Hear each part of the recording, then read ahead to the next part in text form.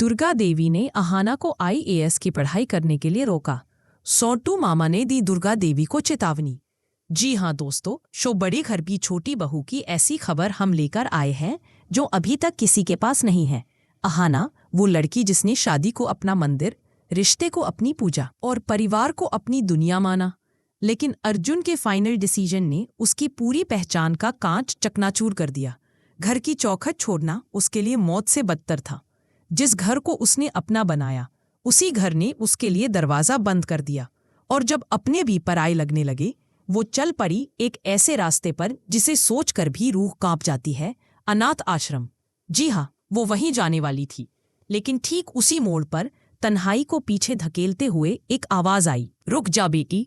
ये आवाज छोटू मामा की थी, मास्टर, गाइड और एक ऐसे इंसान की जो दुनिया से पहले इंसान को देखता है। छोटू मामा ने अहाना के सामने किताबें रखीं, कोई आम किताब नहीं, आईएएस की। उन्होंने कहा, तू बड़े घर की बहू बनने नहीं, बड़े फैसले लेने पैदा हुई है। अहाना हिचकी, कांपी, लेकिन उसने पहला पन्ना खोलने की हिम्मत दिखा दी।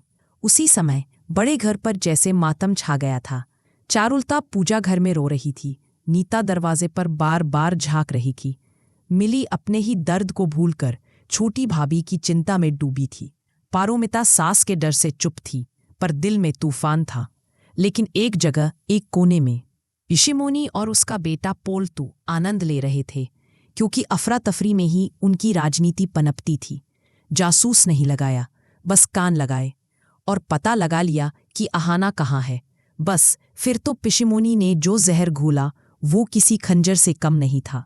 वो दौड़ती हुई दुर्गा देवी के कमरे में घुसी। जी लुट गए, आपकी लाडली बहू किसी पराये मर्द के घर में रह रही है।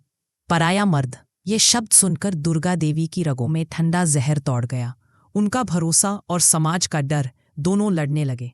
छोटू मामा का छोटा सा घर। अहाना अपनी आईएएस की किताब का पहला पन्ना पढ़ रही है। उस पहले शब्द पर उम्मीद टिकी है, और तभी धड़ाम धड़ाम, बड़े घर की गाड़ियों की आवाज, पड़ोसियों की कान। दरवाजा खुलते ही पिशिमोनी चीखी, चल लड़की, बहुत हो गया नाटक, घर चल। छोटू मामा चुप थे, अहाना कांप रही थी। दुर्गा देवी अंदर आईं, आंखों में गुस्सा नहीं, एक माँ की उलझन थी। लेकिन पिशिमोनी की आंखें अहाना के हाथ में किताब पर जा टिकी। आईएएस कलेक्टर बनेगी, पंख निकल आए हैं इसके। वो जोर जोर से हंसी, और वही हंसी थी जिसने दुर्गा देवी में चीख बना दी। आईएएस, ये सब हमारे बस का नहीं है, चलो घर। उस पल उन्होंने नफरत से नहीं, डर से रोका था, और यही कहानी पलटती है। छोटू मामा ने कहा, पिशिमोनी जी, आप और आपका बेटा कृपया बाहर जाइए, ये परिवार की बात है, और आप परिवार लगते नहीं। ये बात जैसे किसी ने सही जगह तीर चलाया हो। दुर्गा देवी भी चुप थी, क्योंकि सच का पहला रंग उन्हें दिख चुका था। कमरे का दरवाजा बंद हुआ। अंदर दुर्गा देवी, छोटू मामा और अहाना। छोटू मामा ने कहा, दुर्गा, तेरी बहू नहीं, मेरी बेटी यहाँ आई है, और तू जानती है वो आश्रम जा रही थी। यह सुनकर दुर्गा देवी का शरीर जैसे खाली हो गया। उन्होंने कहा, आश्रम? छोटू मामा, हाँ, तेरे बेटे के फैसले और पिशिमोनी के झूठ ने उसे इस हद तक तोड़ दिया था। मैंने उसे नया रास्ता दिया। अब सवाल यह है, क्या तू भी समाज के डर से अपनी बेटी का रास्ता रोकेगी? दुर्गा देवी फूट फूट कर रो पड़ी। अहाना भी रोने लगी। पहली बार सास और बहू एक ही डर, एक ही दर्द, एक ही कमरे में खड़ी थीं। दुर्गा देवी बाहर आईं। सबकी नजरें उन पर थीं। उन्होंने कहा, अहाना पढ़ेगी, आईएएस बनेगी, और छोटू मामा उसे तैयार करेंगे। मैं उसकी माँ बनकर उसके साथ खड़ी रहूंगी। अर्जुन की तरफ मुड़कर बोली, तुमने फाइनल डिसीजन लिया था ना, आज मेरा है। जिस दिन अहाना आईएएस अफसर बनेगी, उस दिन वो तय करेगी क्या वो तुम्हारे साथ रहना चाहती है या नहीं। तब तक तुम सिर्फ देखोगे दूर से। पिशिमोनी के चेहरे का रंग जैसे उड़ गया। पोल्तू लगभग कांपने लगा। चारुलता, नीता, मिली, पारोमिता, सबकी आंखों से सुकून, गर्व और खुशी बहने लगी। अहाना ने पहली बार सास को माँ महसूस किया। अहाना उस रात अपने कमरे में बैठी थी, किताब हाथ में, आंखों में डर नहीं, एक ठोस निश्चय था।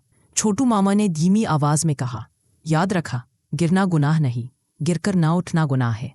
और उसी पल, मानो कहानी नहीं, एक क्रांति शुरू हो गई। तो दोस्तों, कहानी का सच ये था, दुर्गा देवी ने अहाना को रोका, लेकिन नफरत से नहीं, गलतफहमी और समाज के डर से। और जब सच सामने आया वो अहाना की दाल बन गई। अब सवाल ये है, क्या पिशमोनी चुप बैठेगी? क्या पोल्तू फिर नई चाल चलेगा?